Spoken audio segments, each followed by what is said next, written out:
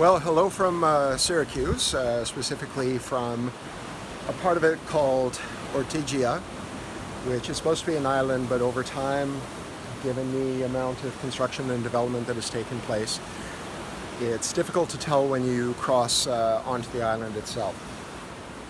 No mind, there's plenty of water around, that's for sure. You can see here, overlooking the Mediterranean, another fabulous sunny day with 30-degree weather here in Sicily. And the castle that I am standing in front of, I'm actually up on the fortifications, was built primarily in the 13th century.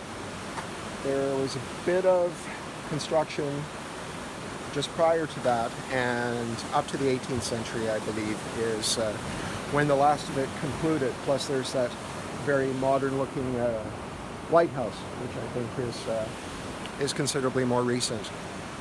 In any case, it's a mixture of original and restored rooms and pieces. The architecture is all over the place. You have obvious Baroque influences in the main hall, obvious Muslim, Arab influences, and also some neoclassical. There are Corinthian columns inside, although they're modified, and I'm not quite sure if the more ornate parts are meant to represent animals or represent plants. I'll post some pictures later, and you can help me judge. They're kind of the Rorschach test of Corinthian columns. Not that I know much about architecture or about art history. I took one course in art history a very long time ago when I started university. It was mornings at 8 a.m. The instructor would turn down the lights and play slides and speak to us in a monotone, which meant that I slept through most of the classes. I remember just bits and pieces, and for tests I try to put things into iambic pentameter and in rhymes to remember certain facts. I can still recall 35 years later that Doryphorus, the sculpture, was done by Polykleitos. There's absolutely no use for that knowledge. In any case, Sicily, yes, and Syracuse specifically. I almost didn't make it here this afternoon. I filled up with gas about 100 kilometers away from here. And when I got to Syracuse and got out to pay for parking, I discovered that I didn't have my wallet, or at least I thought I didn't.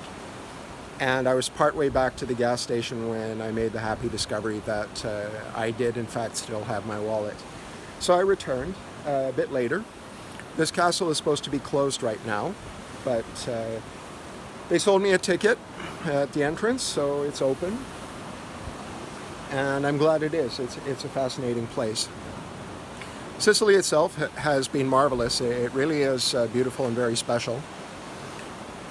The landscapes, the history, the food, the people, some really great people.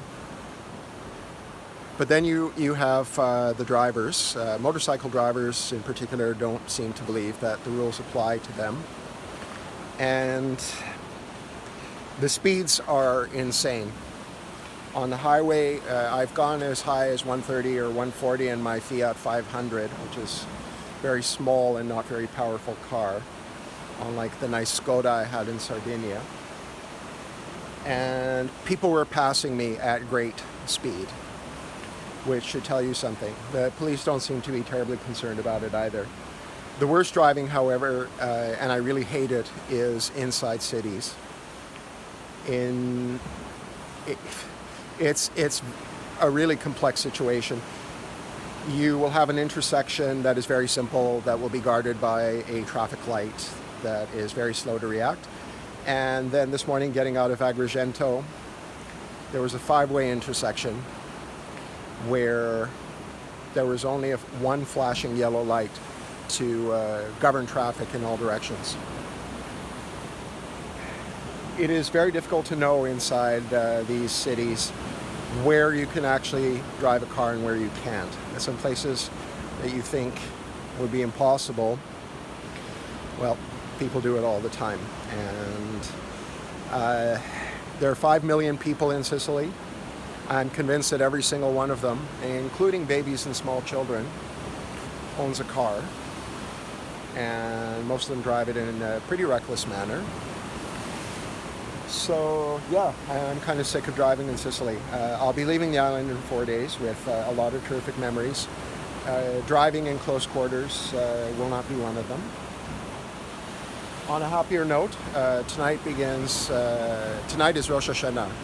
Jewish holidays begin at dusk, and so it marks the beginning of the new year of 5781.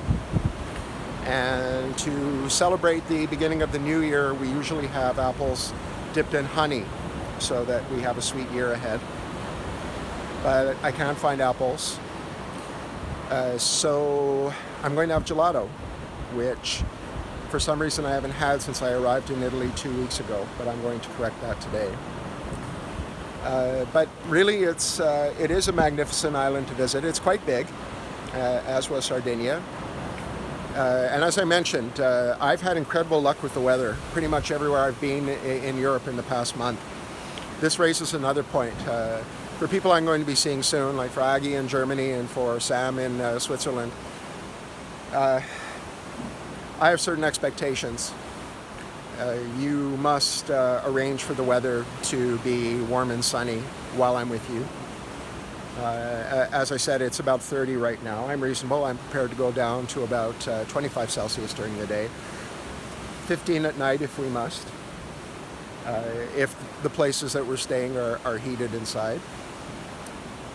But really, I've had tremendous luck with so many things so far in this trip. Others not so much, but I'd say 90% of it, which is pretty damn good, has been delightful. So once again, Rosh Hashanah Sameach, and may we have a much better year than the one that we've just endured. Now, let me know if there's anything that you would like me to talk about more when I do these little videos. This is only the second one I've done. These are quite spontaneous, and I could do a little bit more preparation, I don't know, perhaps. I will say, you don't see many people around here. At these sites. It varies from site to site. Some are more packed than others.